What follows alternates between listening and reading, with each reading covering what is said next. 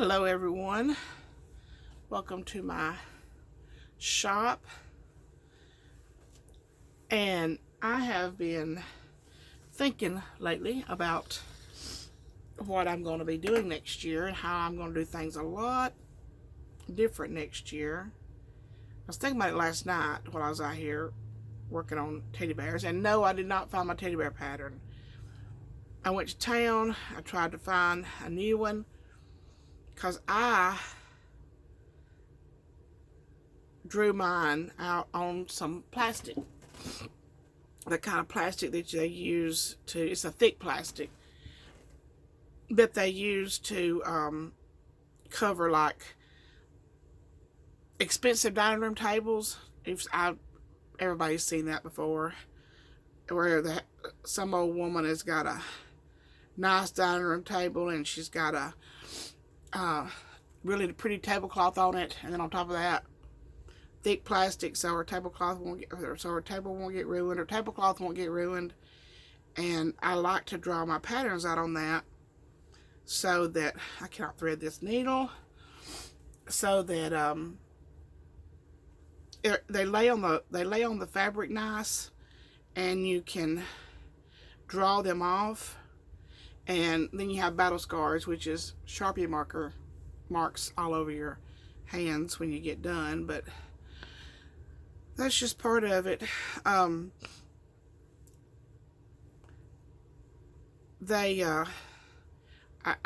don't know where I've laid that down at. I have no idea. I've cleaned, can't tell it by the background, but I have cleaned, I have thrown away 50 pounds of crap, and I don't know if I accidentally threw it away or what, but sometimes the best way to look for something is to not look for it, but just start cleaning and throwing away. And I got a lot more to throw away. My basket over there, my trash can, which is actually a hamper, is full again. I just emptied it last night.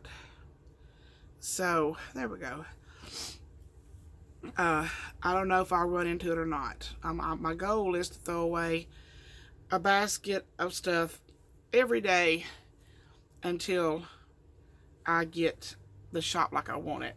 Now, I have made fun of people who call their sewing shop or their sewing room their studio before, but as soon as I get mine organized and the cabinets installed and all of that, then I'm going to start calling mine a studio. But I'm going to do things so different next year. I'm not going to really discuss how I'm going to do things differently, but I would appreciate it if Sterling Styles, Pam from Sterling Style, would call me. I would like to discuss some things with her.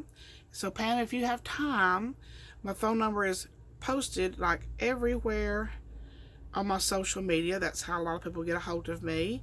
And I had somebody yesterday commented on my stalker post, and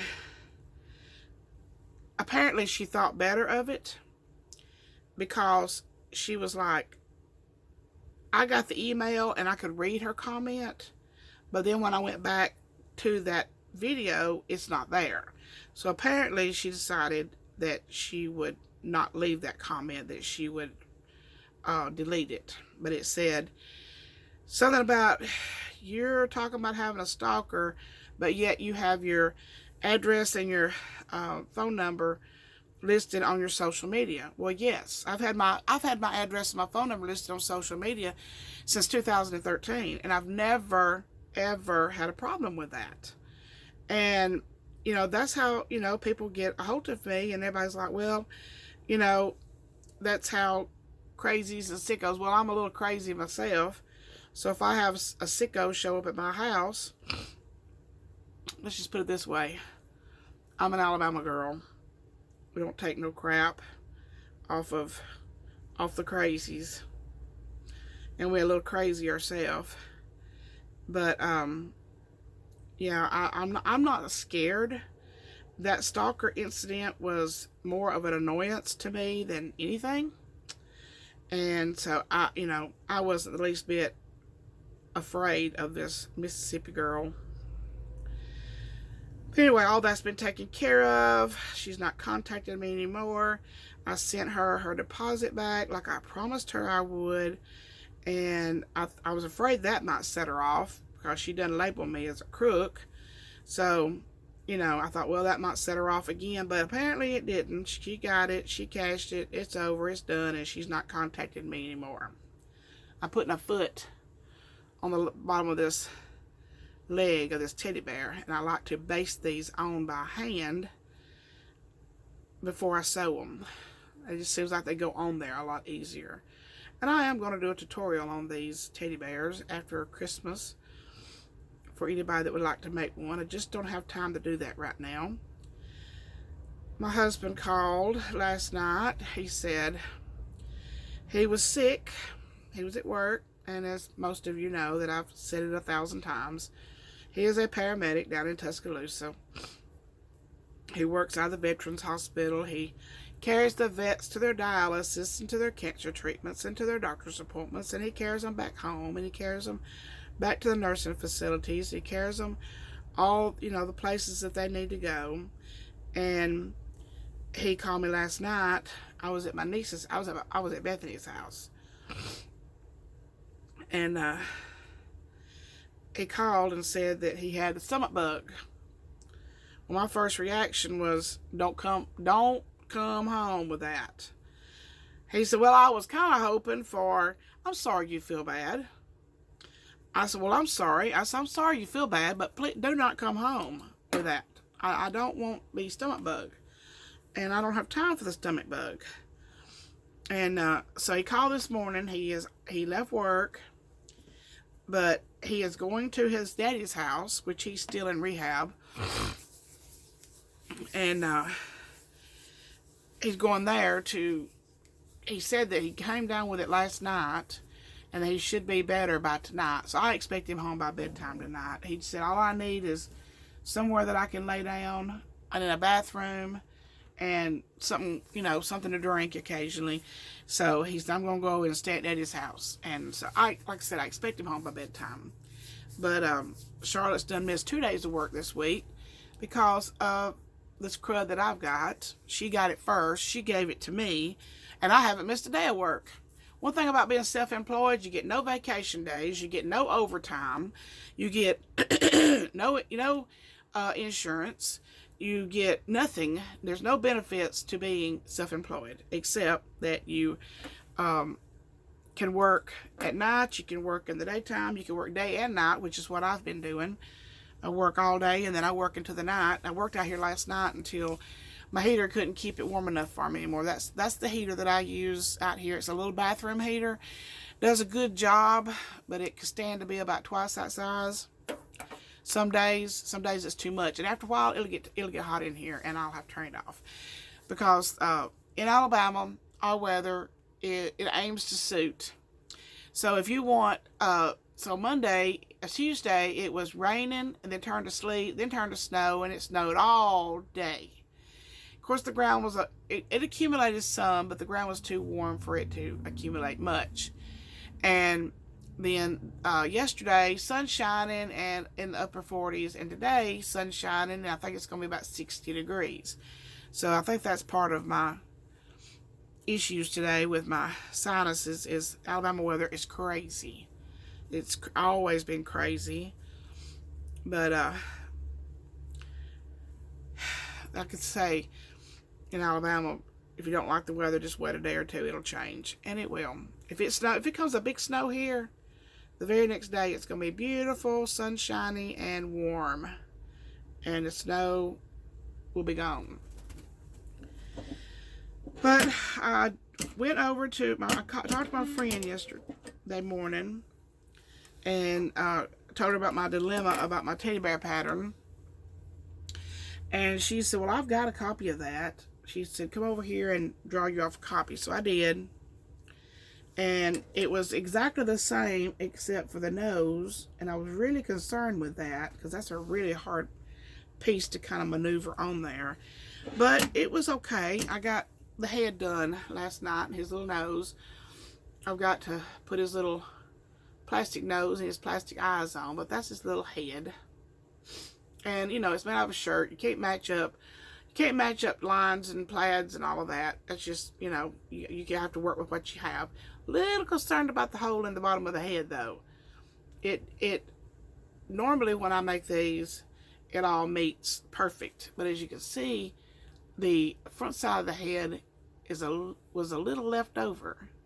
And I'm concerned about that, but I think I can fix that if it becomes an issue when I attach it to the head, to the body. But I'm very excited about what I'm going to be doing next year. If I were 30 years younger, when I was 25 years old, I was a ball of fire. Now, people think that I do a lot now and I get a lot accomplished now. When I was 25 years old, of course, I had 3 very small children at 25, but I was a ball of fire. I could work all day and all night. I could cook supper. I could do the laundry, keep the house clean, take care of the babies, and do everything. And as time goes on, you get tired. I had another child when I was 34. I had another baby. Charlotte is 34 now. No, Charlotte is 21 now, and she's not even a ball of fire. She's kind of, to me, she wastes a lot of her week. She works at the Huntsville Space and Rocket Center, and she works, you know, even if she worked 40 hours a week, that is still 128 hours a week left over. And at her age, if I was her age, I was very industrious. I'd find me something lucrative to do in that 128 hours besides hang out, go out to eat with a friend, or lay in the bed all day, or watch TV, or whatever it is that she does in her room while she's watching TV. I could hear it. But I just wish she was a little bit more industrious like her mother and her grandmother. But she, apparently she did not take after me in a lot of ways. For number one, she refuses to carry a purse. And I'm a purse addict. I'm a purse fanatic. And I would be lost without my purse. And she carries everything in her pocket, or cell phone case, or all of that. And to me, there's more things you need in a day-to-day life than your debit card and your driver's license. You might need a Kleenex. You might need ibuprofen or a Aleve or whatever your pain reliever of choice is. You might need that. You might need some change. You might need some chapstick.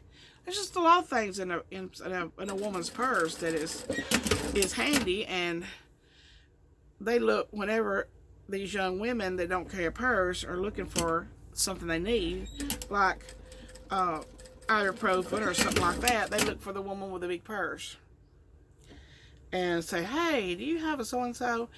And it's really funny. My sister and I laugh about it a lot, about what we carry in our purse. You could ask us just about anything, and we got it in our purse.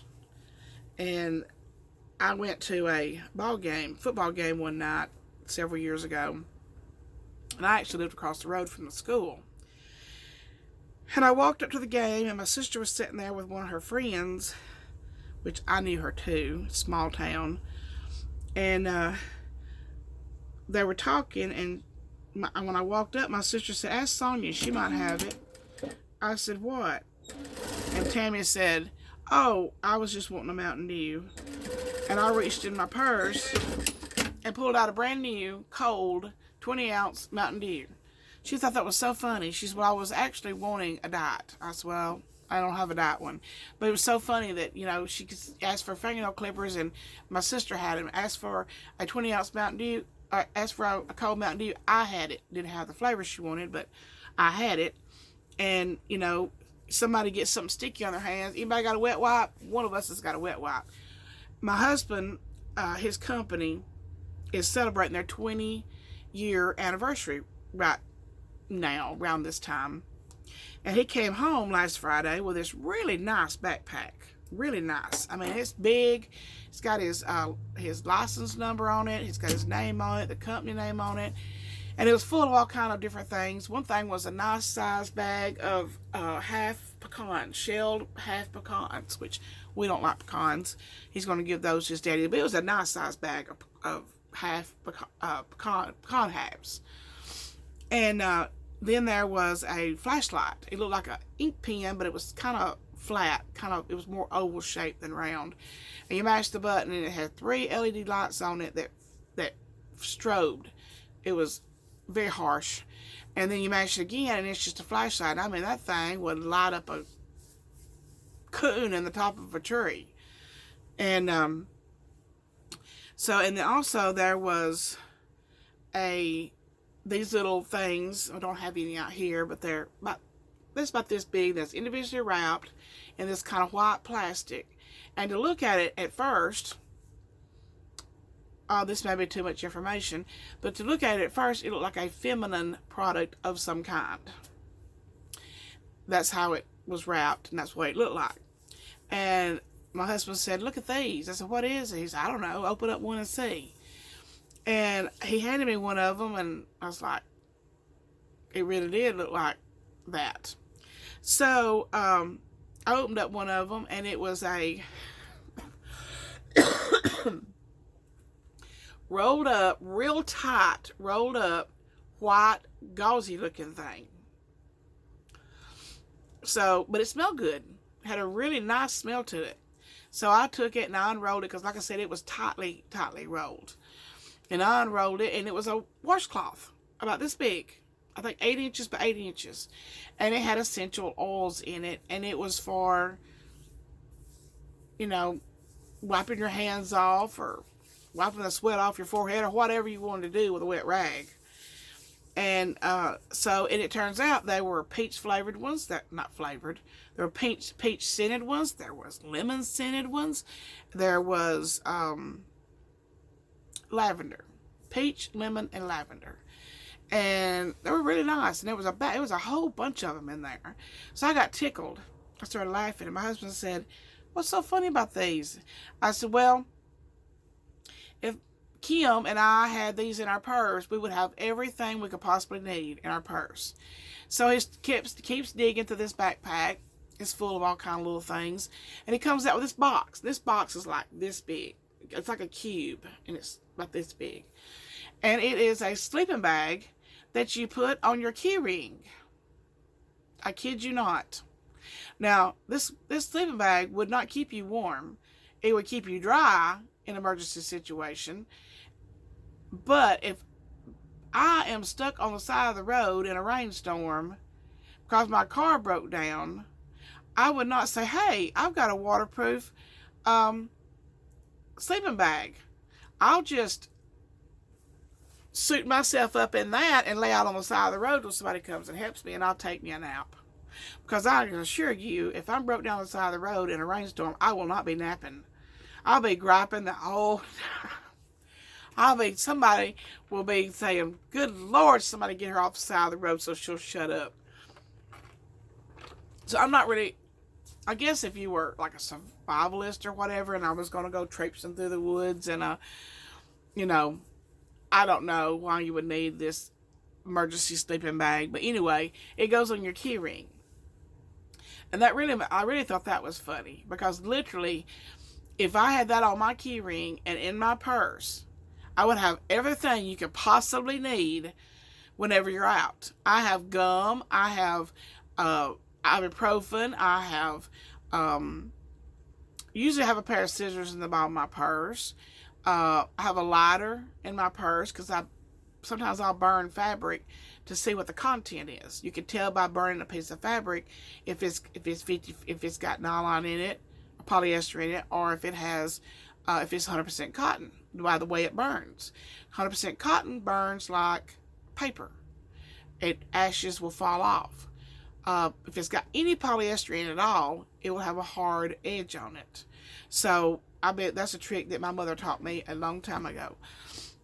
So I've got everything just about you could possibly. I usually have a pack of crackers, some kind of a snack in there. I have change. I usually have like $2. I have a debit card, my driver's license, social security card, my insurance card. I have a little journal that I keep in there that I write down my list that I need to pick up. I have chapstick. I've got just a whole, my it weighs about 25 pounds, but I've got everything I need in it. And typically, if I'm just going to run into a store, I just grab my wallet and walk in the store with that. I don't take that big old purse. But I cannot leave home without my purse. I would just be devastated the rest of the day without my purse. So, but anyway, I just thought it was funny that he opened that up and there was a emergency, and it was like 3 foot wide and 7 foot long sleeping bag on a keychain. But anyway, might put it on my keychain just so that somebody can say, if you ever go, remember that show I don't know if it's still on or not. I don't watch daytime TV. I don't watch TV at all. That Let's Make a Deal. And if they were to say, hey, who has got a sleeping bag in their purse, I could win like $1,000 because I'd have a sleeping bag in my purse. But it was usually like something like, who has lipstick in their purse, or who has, a $1 bill, or who has this or that. So, and I usually I don't have any lipstick in my purse, and I usually don't have a $1 bill in my purse. But I'm very, very excited for next year. I'm going to do things a whole lot different than I've done in the past. I'm going to do more tutorials on quilt making. I'm going to do more of sharing things. I'm going to get rid of about 500 pounds of fabric that I will never use, don't even like. I have a lot of people that will just bring me fabric. You sew, you need fabric. And they'll bring it to me in the bags full. And I do appreciate that. I greatly appreciate that. But some of it is stuff that it's like drapery fabric. I don't make drapes. Or it's polyester. I don't use polyester. I use 100% cotton. And on everything I do, my line of work, 100% cotton. And, and I appreciate it. I had a lady the other day brought me this humongous piece of faux suede upholstery. And she said, I just brought that to you because I don't need it, and blah, blah, blah. And I made her 2 quilts, made her a king and a queen t-shirt quilt. She goes to pick those up Saturday. And I didn't pay that much attention to that fabric because I didn't have time to even look at it. But I did notice it, and notice the texture of it, and notice the color of it. And one day I was in Hobby Lobby one day last week, and there was this lady in there buying upholstery fabric, and it was that exact fabric, and it was like $15 a yard. And this lady brought me this huge bundle of it, and one continuous piece. It's not chopped up or anything, it's one piece. And I have a Facebook page called Off the Cutting Room Floor, and it is where that I sell fabrics that I don't need, changed my mind on, got done with it, don't need the rest of it. Some older retro fabrics. Though you'll not find anything in there to make stretch pants or any of this. I know one of the Facebook pages sells all this spandexy kind of fabric. There won't be any of that. I don't have any of that. It'll just be what I've decided I no longer need or want. So, if you want to join that group, it's called Off the Cutting Room Floor. And I think the icon is a picture of a old-timey sewing machine, and it just says Off the Cutting Room Floor. I haven't posted anything on there in a while, and but I am going to be posting some stuff on there pretty soon after Christmas. If I could get rid of this cold, I'd feel a lot better. But yep, that's what's going on here today. A lot of snotting and snorting, and across the river, some puking and pooping. So if he's I'll keep my snotting and snorting if he'll keep his pooping and puking. Too much information I know on that side of the river. Around here, everything is either on that side of the river or on this side of the river. He's on that side of the river, and I'm on this side of the river. And went to the grocery store last night and bought a gigantic can of Lysol. So he'll be getting a Lysol bath when he gets home. Oh, actually, a Lysol shower when he walks in the door. I did that to him one time several years ago. He come in the door. He had been sick. He come home from work. He was sick. He rarely, this is the first time he's left work early since 2012 when his mother died. So he just does not miss work. He does not leave early. He just does not. He stays from Tuesday morning to Friday morning. And this is the first time he's left work since his mother died in October of 2012. And he come in the door one day sick, and that's been several years ago. And I had a large can of Lysol, and I was walking around and around and around, and he was spraying that Lysol. He said, "What are you doing?" And I said, "I'm putting up a protective screen around you." He said, "Please quit spraying that on me." Oh, bless his heart. He puts up with so much. He puts up with so much. But anyway, I was trying to put up what is it that, let's say, what show was that on? They had a cone of silence. That's what I was putting up, a cone of germs around him. He said, "Please quit squirting me with that. Please quit spraying that on me." And anyway, the stomach virus, I know nobody likes to have it, but I literally am sick for a week with it when I get it. I get it and I feel awful for a solid week. So, and this cold is all I can handle right now.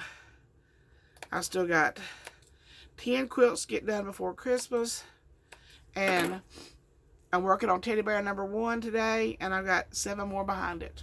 So I'm going to work on these teddy bears for a couple of days. All the quilts are cut out, and I know exactly how they're going to go together. The fabric's been bought to put them together with. All of that, I just got to get it running on this machine, and it will not take long. The biggest one I've got to make, I got to make 2 queens, and the rest of them are twin size or full size. Twin size, I think there might be 1 full size and a couple of throws, and that's the gist of what I've got left. Anyway, I'm gonna work on it. Teddy bears are an aggravation. Work on these teddy bears for a while. These have got to be shipped first to Alabama, Moody, Alabama. Then they've got to be Moody, Alabama's going to send them to Houston, Texas. So they've got to get in the mail. I've got a couple of packages to ship today, and people are dropping in, just dropping in for the heck of it. Lady dropped in yesterday, very nice lady. Came in, said she saw that, the end of my driveway, it says Sonya's Quilts and Embroidery, and she just wanted to come in and see what I did, and blah, blah, blah, and nice girl, nice lady. Oh, my goodness. But she said that one day she was going to come back over here and just sit here and visit with me all day. Then another lady came in yesterday, and she brought in a blanket that she wants the dedication embroidered on it for her friend for Christmas. I got to do that, but the local pickups don't bother me. I mean, I call you up, hey, I'm done with your stuff, you come get it. But the stuff that has to be shipped needs to be done first. And I think there are, out of all the quilts I've got to do, 2 of them have got to be shipped. And I still got, it's 14 days till Christmas. I got plenty of time.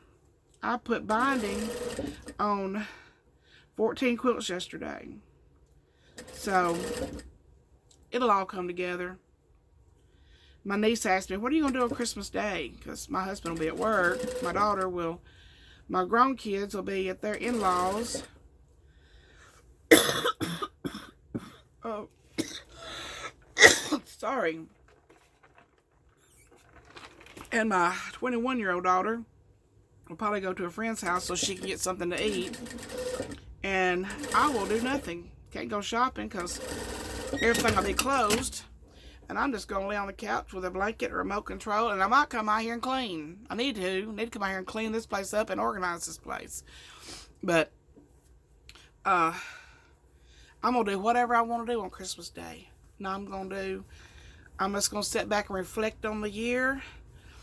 And I'm just going to just do whatever I want to do. Sit there and watch TV and nap a while and come out here and work a while, and because everybody will be doing something else and my husband will be at work. So, and I'm used to that. I'm used to him being at work and on Christmas Day, because it don't matter what falls on Tuesday, Wednesday, or Thursday, he's at work unless he's got a stomach bug. And I just don't. I believe if you're sick, stay away from everybody else. And I said years ago, anybody that works in the medical field, there should be a halfway house so that you don't bring all the. If you get sick, then there needs to be a halfway house that you can go and stay and recuperate without going home and taking it to everybody at home. So he picked his. He said he was going to go to his daddy's house. So he's at a halfway house today. He's at a halfway house today, getting over the stomach bug. I've just put his little feet on backwards. So I have to undo that and turn those feet around. I cannot believe I did that. Yes, I can. I did it last week. Okay. Everybody have a great day. Hope you're enjoying your day. Hope it's a pretty day like it is here. I hope you don't have the snots and sniffles or the stomach bug. But, because that's what's going on around this part of the country today, is the stomach bug's going around. And Charlotte brought home a cold and gave it to her mother. And she went to the doctor, but I don't have time to go to the doctor. Of course, I have insurance. My husband has insurance through his work. I don't have to have insurance. I don't have to buy any insurance, but I don't have time to go down there and sit and wait. So I'll just tough it out and get over it. My little Noah wants to come and spend the night with me tomorrow night, and I don't know. Just depends on how I feel, I guess, tomorrow, because he does not need to be around any kind of sickness. The doctors have zeroed in on his problem. Took him 3 years to find out what his problem was, and they are working out a treatment plan for his issues. He has no immune system, and I mean, just like rock bottom. And they have found out the issue with that, and a team of doctors were going to sit down together and work out a game plan on what kind of a treatment program, a treatment for him to go through. I pray it's not painful. Bless his heart. He's had bone marrow tests. Of course, he slept through that. He's had bone marrow tests. He's had a complete blood transfusion. He has been through so much in his little 7 years, almost 8 years. And I just hope that whatever the treatment they come up with is the least invasive as it possibly can be. My son is thinking that they will probably want to do a bone marrow transplant. I don't know if they will do that or not, but of course, if my bone marrow is a match, I'd be more than happy to give him what he needs if it will help him. His little